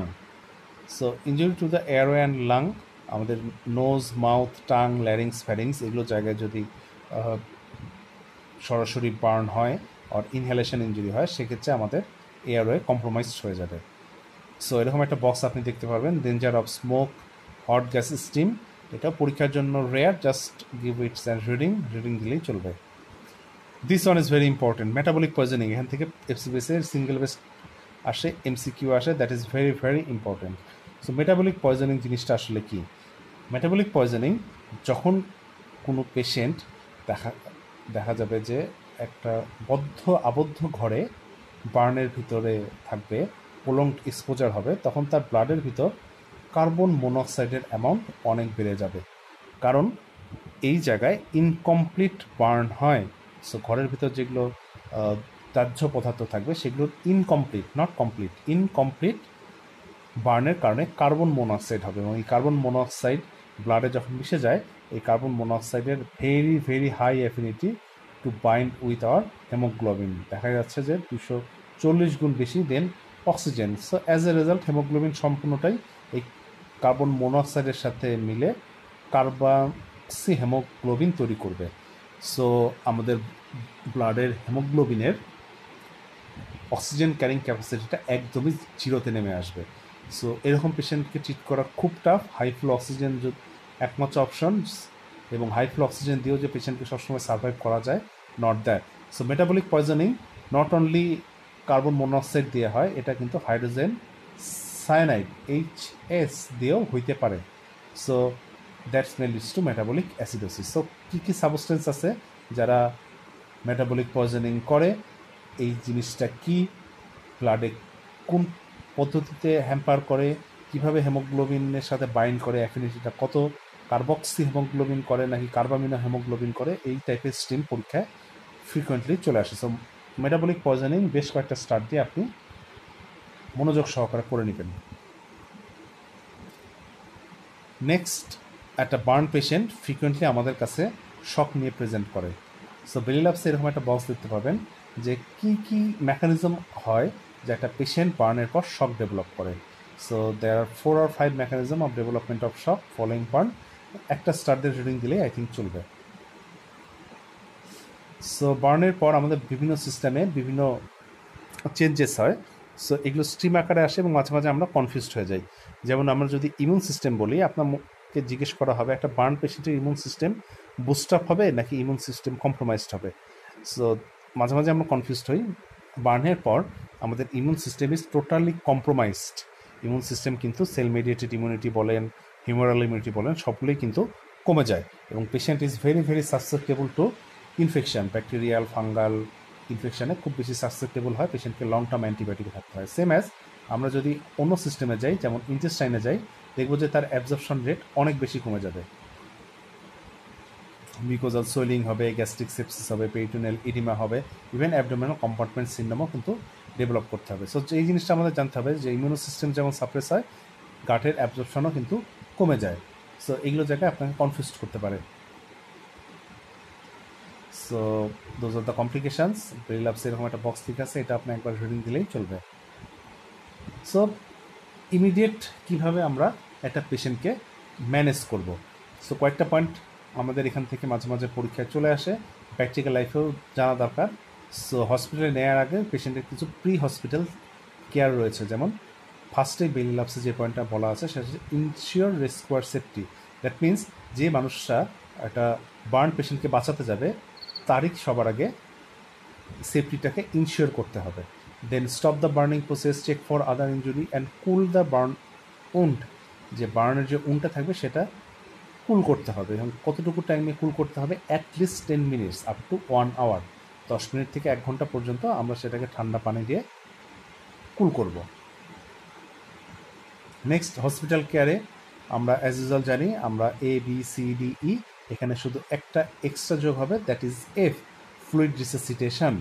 So বার্নের ক্ষেত্রে অ্যাজ ইউজুয়াল ট্রমার যে ম্যানেজমেন্ট আমরা জানি, প্রোটোকল জানি, ATLS প্রোটোকল ABCDE, সেটার সাথে জাস্ট এক্সট্রা একটা পয়েন্ট যোগ করবো, ফ্লুইড রিসাসিটেশন। সো যেমন আমরা যদি বলি এগুলো প্রত্যেকটা পয়েন্ট আসার আগে আরেকটা পয়েন্ট আমরা খেয়াল করি, এই বক্সটা টেবিল নাম্বার 41.4, এটা 4-5টা স্টার, ভেরি ভেরি ইম্পর্ট্যান্ট। 2-1 বছর পরপরই কিন্তু FCPS চলে আসে এবং this is must to no, যেটা বার্ন পেশেন্ট কখন আপনি হসপিটালে অ্যাডমিট করবেন। সব বার্ন পেশেন্টকে কিন্তু হসপিটালে অ্যাডমিট করার দরকার নেই। So what are the criteria, যেমন যদি কোনো পেশেন্টের ইনহেলেশন ইনজুরি সাসপিশিয়াস হয়, কোনো পেশেন্টকে যদি ফ্লুইড লাগে, কোনো পেশেন্ট যদি সার্জারি লাগে, অথবা এক্সট্রিম এজড পেশেন্ট, খুব ইনফ্যান্ট অথবা 60 বছরের বেশি, অথবা অ্যাসোসিয়েটেড যদি আদার অন্য কোনো ইনজুরি পাওয়া যায় like pelvic fracture or other long বোন fracture, those patient must to admit within the hospital. Otherwise সব পেশেন্টের কিন্তু হসপিটালে অ্যাডমিশনের দরকার নেই। So criteria for admission in burn unit, that is must to no. So আমরা যে জিনিসটা দেখছিলাম প্রথমে, যে এই যে আমরা হসপিটাল আসার পর একটা বার্ন পেশেন্টকে কী কী কেয়ার দিব, এয়ারওয়ে, ব্রিদিং, সার্কুলেশন, সো কীভাবে আমরা এগুলো কেয়ার দিব। সো এখান থেকে এয়ারওয়েটা খুবই বেশি ইম্পর্ট্যান্ট। সো এয়ারওয়েটা খেয়াল করেন, এয়ারওয়েকে আপনাকে আমি ফার্স্টেই অ্যাসিস্ট করতে হবে, পেশেন্টের ইডিমা আছে কিনা, চেঞ্জেস ইন দ্য ভয়েস হচ্ছে কিনা, স্ট্রাইডার হচ্ছে কিনা, এগুলো দেখে আমরা অ্যাসেস করতে পারি যে পেশেন্টের ইনহেলেশন ইনজুরি আছে কিনা। যদি ইনহেলেশন ইনজুরি থাকে সেক্ষেত্রে আর্লি ইনটিউবেশন ইজ মাস্ট, এই পেশেন্টের সেকেন্ড অপশন দেওয়া যাবে না, otherwise will compromise the patient. একবার যদি ল্যারিঞ্জিয়াল ইডিমা ডেভেলপ করে যায় সেই পেশেন্টকে কিন্তু very very difficult to do intubation. So এরকম আর্লি সাইন দেখলে আমরা সেই পেশেন্টকে আর্লি ইনটিউবেশনে করে ফেলবো। অর যদি ইনটিউবেশন পেশেন্ট আমাদের কাছে লেটে আসে, ইনটিউবেশন আমরা না করতে পারি, সেক্ষেত্রে আমরা ট্রাকিওস্টমি আর ক্রিকট হ্যারোডক্টমি করে ফেলবো। সো মাঝে মাঝে FCPS সিনারিও দিয়ে দেওয়া হবে, যেটা পেশেন্ট আসছে আপনার কাছে সিভিয়ার বার্ন নিয়ে with voice change and stridor. So what will be the first step, এক্ষেত্রে কিন্তু ফার্স্ট স্টেপ হবে আপনার early intubation. So be careful about this one. So আমরা বক্সটা যদি খেয়াল করি, সামারি বক্স 41.7, এখানেও খেয়াল করেন initial management in burn airway, একটা বার্ন পেশেন্টের সিনারিও দিয়ে তার এয়ারওয়ে অপশন আপনাকে দিয়ে দিবে, এবং এখানে ফার্স্ট লাইনটাই খেয়াল করেন, early elective intubation is the safest. এই পয়েন্টটাই আমি আপনার সাথে ডিসকাস করতে ছিলাম। সিঙ্গেল বেস্টে কিন্তু সিনারিও দিয়ে এই স্ট্রিমটা চলে আসে। সেম অ্যাজ এখানে আরেকটা কোশ্চিন মাঝে মাঝেই পরীক্ষায় চলে আসে। আমরা ব্রেথিংয়ের ক্ষেত্রে যদি খেয়াল করি, ব্রেথিংয়ের ক্ষেত্রে আপনি মেকানিক্যাল ব্লক টু ব্রেথিং, এই পয়েন্টটা ভেরি ভেরি ইম্পর্টেন্ট। আপনি একদম ইনফিনিটি স্টার আপনাকে একটা মাঝে মাঝে এফসিপিএসের সিনারিও দিয়ে দিবে যে একটা পেশেন্ট আসলো যার চেস্টে ফুল থিকনেস বার্ন হয়েছে। খেয়াল করেন আমি কোথায় বললাম, চেস্টে ফুল থিকনেস বার্ন। সো এই পেশেন্টের চেস্টে যখন ফুল থিকনেস বার্ন হবে তার ইনিশিয়াল ম্যানেজমেন্ট কী হবে? সো স্বাভাবিকভাবে একটু আগে আমি আপনাকে বলে আসলাম ইন্টিউবেশন, আমরা কমনলি জানি ফ্লুইড থেরাপি, এইগুলো আপনার মাথায় ঘুরপাক খাবে। বাট ইন্টিউবেশন করব যদি আমাদের ল্যারিঞ্জিয়াল ইডিমা স্টাইডো, দ্যাট মিনস আপার এয়ারওয়েতে সমস্যা হয়। ফ্লুইড অ্যাজ ইউজুয়াল সব পেশেন্টেরই দেওয়ার দরকার নেই, বার্ন এরিয়া দেখে আমরা ক্যালকুলেট করে দেন ফ্লুইড দিব। সব পেশেন্টের যে ফ্লুইড লাগবে নট দ্যাট, বাট চেস্টে যদি কখনো পেশেন্ট ফুল থিকনেস বার্ন নিয়ে আসে, the first treatment is escharotomy, not for intubation, not go for fluid therapy, you have to go for sclerotomy. So এইরকম একটা সিঙ্গেল বেস্ট সিনারিও কিন্তু আপনি পরীক্ষায় পেয়ে যাবেন, এবং আপনাকে কনফিউজ করা হবে যে চেস্টে ফুল থিকনেস বার্ন আপনি কি করবেন। খুব ভালো করে মনে রাখার চেষ্টা করেন, we will go for escharotomy. So assessment of wound, আমরা জানি বা একটা বার্ন পেশেন্ট আসলে আমরা কতটুকু তার বডি সারফেস বার্ন হয়েছে সেটা আমরা জানার চেষ্টা করি। So there are lots of way, যেমন আমরা লর্ড বার্নার চার্ট যেটা বেলিলাপসে দেওয়া আছে প্র্যাকটিস করতে পারি। কমনলি যেটা করা হয়, আমরা এই 3টা পয়েন্ট জানলেই চলবে।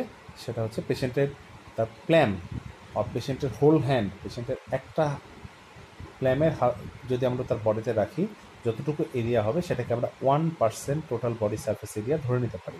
অথবা আমরা খুব কমনলি জানি rule of 9। So rule of 9 theoretical question, usually MCQ বা এফসিপিএসে এখান থেকে কোশ্চিন আসে না। এবং আরেকটা ছবি বেরিলাপসে যেটা দেওয়া আছে Lund Browder chart, that is useful for larger burn. Usually এটা একাডেমিক হসপিটাল বার্ন ইনস্টিটিউশনে প্র্যাকটিস করা হয়, কমনলি আমরা এগুলো সেভাবে প্র্যাকটিস করি না। সো অ্যাসেসমেন্ট অফ বার্ন কীভাবে আমরা অ্যাসেস করি এটা কিন্তু আপনাকে জানতে হবে। একটা দুটো স্টার্ট দিয়ে বক্সটা আপনি দেখে নিন। নেক্সট আমরা যদি যাই assessment of the death of the burn, আমরা খেয়াল করি বার্নের 3টা ক্যাটাগরিতে আমরা ভাগ করি। একটা হচ্ছে superficial partial thickness, deep partial thickness and full thickness, and this is infinity star. Superficial partial thickness, deep thickness, partial thickness and full thickness burn, এদের বেশ কিছু ক্রাইটেরিয়া আছে, যেমন কোনোটা পেইনফুল, কোনোটা পেইনফুল না, কোনোটা ব্লিচিং করে, কোনোটাতে ক্যাপিলারি থাকে, কোনোটাতে স্কার হবে, কোনোটাতে ব্লিস্টার হবে, কোনোটাতে ব্লিস্টার হবে না, কোনোটাতে কন্ট্রাকচার হবে, কোনোটাতে হবে না। In details infinity star burn থেকে এতক্ষণ আমরা যা ডিসকাস করলাম সেগুলো থেকে কোশ্চিন আসুক আর না আসুক, এই criteria of superficial partial thickness, criteria of deep partial thickness and criteria of full thickness burn আপনাকে অবশ্যই জানতে হবে, কোনোভাবে মিস করা যাবে না। সো খুব মনোযোগ দিয়ে খেয়াল করেন, আমি আবার বলে দিচ্ছি কোথায় ব্লিস্টার হয়, কোনটা কালার দেখতে কেমন, কোনটা ব্লিঞ্চেবল, কোনটার পেইন সেন্সেশন আছে, কোনটার সার্জিক্যাল ট্রিটমেন্ট লাগে, কোনটার সার্জিক্যাল ট্রিটমেন্ট লাগে না, কোনটায় স্কার হয়, কোনটায় স্কার হয় না, প্রত্যেকটা পয়েন্ট ধরে ধরে আমরা এই 3টা বার্নের ক্লাসিফিকেশানটা দেখে নিব। নেক্সট ফ্লুইড, আমি একটু আগে যে জিনিসটা বলেছিলাম যে সব পেশেন্টের কিন্তু ফ্লুইড দেওয়ার দরকার না। আমরা যদি এই বক্সটা খেয়াল করে দেখবেন যে একটা বাচ্চার যদি 10% বডি সারফেস এরিয়া বার্ন হয় এবং অ্যাডাল্টের 15% বডি সারফেস এরিয়া বার্ন হয়, তখনই শুধুমাত্র তাকে ফ্লুইড দিতে হবে। সো সব পেশেন্টের দরকার নেই। So 10% in case of children এবং 15% ইন কেস অফ অ্যাডাল্ট, এই প্যারামিটারটা আপনাকে জানতে হবে। And this one is infinity star, এটাও সিঙ্গেল বেস্টে খুবই কমন, যে আপনাকে একটা সিনারিও দিয়ে দেওয়া হবে একটা বার্ন পেশেন্টের এবং বলা হবে এই বার্ন পেশেন্টের জন্য আইডিয়াল ফ্লুইড কোনটা, এবং এই জায়গায় আপনি ম্যাক্সিমামই কনফিউজড হয়ে যাবেন। আপনাকে যদি কোশ্চেনটা করা হয় what is the ideal fluid of a burn, অপশনে অনেক কিছু থাকবে, but you have to go for ringer's lactate or Hartmann solution. আপনাকে কনফিউশন করবে, আপনাকে অপশন দিয়ে দিবে কলয়েড, আপনাকে অপশন দিয়ে দিবে ব্লাড। সো আপনার মনেই হতে পারে blood may be the ideal fluid for replacement within first 24 hours, but not that. First 24 আওয়ার্সে বার্নের পেশেন্টের অনলি অ্যান্ড অনলি একটাই fluid, that is Ringer lactate or Hartmann solution. অপশনে যাই থাকুক না কেন সব বাদ, বিশেষ করে ব্লাড কিন্তু খুবই কনফিউজ করে। এবং এর সাথে সাথে একটা ফর্মুলা রয়েছে, that is Parkland formula.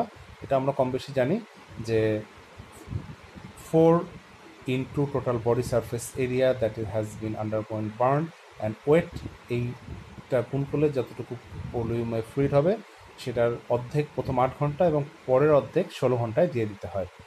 So এখান থেকে অবশ্য পার্কল্যান্ড ফর্মুলা রিলেটেড কোশ্চিন এফসিবিএসে রেয়ার, বাট আমাদের ফ্লুইডের নামটা জানতে হবে, that is Ringer lactate. So crystalloid, একটা পেশেন্টকে সে প্রথম 24 ঘন্টার আমি ফ্লুইড ম্যানেজমেন্ট বললাম, আসার সাথে সাথে প্রথম 24 ঘন্টা আমরা কী ফ্লুইড দেবো, 24 ঘন্টার পরেও কিন্তু পেশেন্টের ফ্লুইড লাগতে পারে। সেক্ষেত্রে এখানে যে ফর্মুলাটা লেখা রয়েছে, প্রথম 10 কেজির জন্য 100 ml, পরের 10 কেজির জন্য 50 ml, পরের 10 সাবসিকুয়েন্ট কেজির জন্য 20 ml করে, এটা হচ্ছে সাবসিকুয়েন্ট ফর্মুলা। এগুলো এফসিবিএসের রেয়ার, জাস্ট ফর নলেজ আমরা এগুলো জানতে পারি, বাট এফসিবিএসের এগুলো না পড়লেও চলবে। সো ক্রিস্টালয়েড ছাড়া কলয়েড দিয়েও রিসাসিটেশন করা যায়। কলয়েড দিয়ে রিসাসিটেশন করার জন্য most common solution is human albumin solution, but this is not ideal. Even এই জিনিসটা কিন্তু 12 ঘন্টার আগে শুরু করাটাও উচিত হবে না। আপনার হাতে কলয়েড স্যালাইন আছে, ক্রিস্টালয়েড আছে, আপনি কোনটা দিবেন? অবশ্যই ক্রিস্টালয়েড। কলয়েড 12 ঘন্টার আগে শুরু করার প্রশ্নই ওঠে না। এবং ক্রিস্টালয়েডের ক্ষেত্রে আমরা একটা ফর্মুলা দেখলাম, that is Parkland formula, same as colloid দেওয়ার জন্য যে formula, that is known as Muir and Barclay formula. So just নামটা জানলেই চলবে, এগুলো ডিটেলস জানার দরকার নেই। সো শক পেশেন্টের আপনি কীভাবে মনিটরিং করবেন, আপনাকে অনেক অপশন দেওয়া থাকবে পরীক্ষায় যে একটা শক পেশেন্টকে what is the best method to monitor a shock patient. Shock পেশেন্টের মনিটরের অনেকগুলো প্যারামিটার আপনাকে বলে দিবে, তার পালস, একটা শক পেশেন্টের আমরা পালস দেখব, নাকি বিপি দেখব, নাকি তার রেসপিরেটরি রেট দেখব, নাকি তার মেটাবলিক রেট দেখব, অনেক কিছু বলে আপনাকে কনফিউজ করবে। বাট একটা শক পেশেন্টের যদি বলা হয় একটা জিনিস দেখতে, you have to go for urine output, only and only main thing that will guide us the condition of the patient, either he is improving or deteriorating, that is urine output. So be careful, এই জায়গায় কিন্তু আপনাকে pulse, blood pressure, metabolic rate, respiratory rate দিয়ে confuse করবে।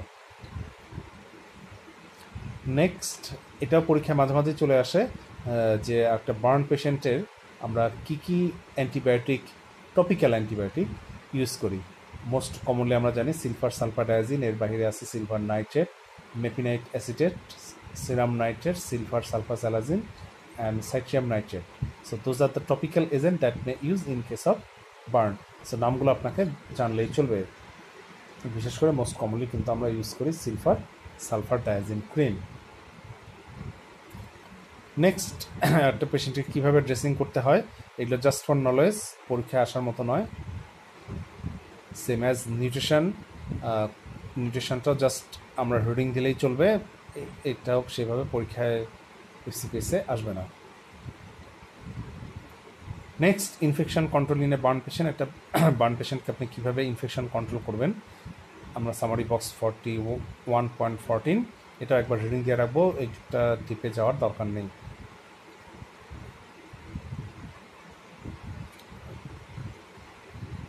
Blister. Next, electrical burn, এটা সম্বন্ধে আমাদের একটু আইডিয়া রাখতে হবে, that is electrical burn. Electrical burn দুই ধরনের হতে পারে, low voltage and high voltage. Low voltage আর হাই ভোল্টেজ ইলেকট্রিক্যাল বার্ন যেই লেভেলেই হোক, always levelled as deep burn. So এই পয়েন্টটা আপনার মাথায় ভালো মতো থাকতে হবে, নাহলে আপনি পরীক্ষায় কনফিউজ হয়ে যাবেন। আপনাকে বলা হবে হাই ভোল্টেজ একটা কারেন্ট গেছে সেটা কি ডিপ বার্ন, নাকি লো ভোল্টেজ একটা কারেন্ট গেছে সেটা ডিপ বার্ন। স্বাভাবিকভাবে আপনি কনফিউজ হবেন, মনে হবে যে high voltage deep burn, low voltage may be superficial burn, but high voltage হোক লো ভোল্টেজ হোক ইলেকট্রিক্যাল বার্ন মানেই always deep burn. High voltage আর তাহলে লো ভোল্টেজের ভিতর পার্থক্য কী? লো ভোল্টেজে দেখা যাবে একটা স্মল ইঞ্জুরি থাকবে এক্সটার্নাল, বাট হাই ভোল্টেজের ক্ষেত্রে এক্সটার্নাল ইঞ্জুরিটা অনেক বেশি হবে। এবং হাই ভোল্টেজ আর লো ভোল্টেজের ক্ষেত্রে মোস্ট কমন বা মোস্ট কমপ্লিকেটেড যেটা সমস্যা হয় সেক্ষেত্রে হয় কার্ডিয়াক অ্যারেস্ট আর মায়োকার্ডিয়াল ডিপ্রেশন। এই পেশেন্টগুলো কার্ডিয়াক ডিসঅ্যারিথমিয়া ডেভেলপ করে, ইলেকট্রিসিটি বডিতে পাস করার সময় এসি নোডের যে নর্মাল রিদম আছে সেটাকে বন্ধ করে দেয়। So as a result patient cardiac অ্যারেস্টেই ম্যাক্সিমাম সময় মারা যায়। So that is very very important. Electrical বার্নের আরেকটা কমপ্লিকেশন হচ্ছে ফ্যাসিওটমি। সো এগুলো পেশেন্টের যদি লিম্বে ইলেকট্রিসিটি পাস করে, সো দেখা যাবে যে লিম্বের যে মাস্কুলোফেশিয়াল কম্পার্টমেন্ট রয়েছে সেগুলো জায়গায় প্রেশার অটোমেটিক রেজ করে যাবে। So as a result those patient may needs fasciotomy, even amputation. So electrical বার্নের বেশ কিছু পয়েন্ট আমরা ডিসকাস করলাম, এগুলো মাঝে মাঝে পরীক্ষায় চলে আসে। এর বাইরে রয়েছে কেমিক্যাল বার্ন, এটা না জানলেও চলবে, রিডিং দিলেই চলবে, কখনো সেভাবে পরীক্ষায় আসে নাই। So that's all from burn and the 5 chapter from lecture 4. So I think আমরা যতটুকু ডিসকাস করলাম, যতটুকু গাইডলাইন দিলাম, আপনি এইভাবে পড়তে থাকেন, ইনশাল্লাহ এফসিপিএসের জন্য এতে আপনার মোটামুটি প্রিপারেশন হয়ে যাবে। তারপরে যদি স্পেসিফিক কোনো কনফিউশন হয়, আমাদের ম্যাট্রিক্স পয়েন্ট নেক্সাস এফসিপিএস পয়েন্টে আপনার কোনো কোয়ারি থাকলে অবশ্যই আস্ক করবেন, আমরা সকলেই চেষ্টা করব সেটা রাইট অ্যান্সার দিয়ে আপনাকে সাহায্য করার। Okay, till then best of luck and thank you from Matrix point.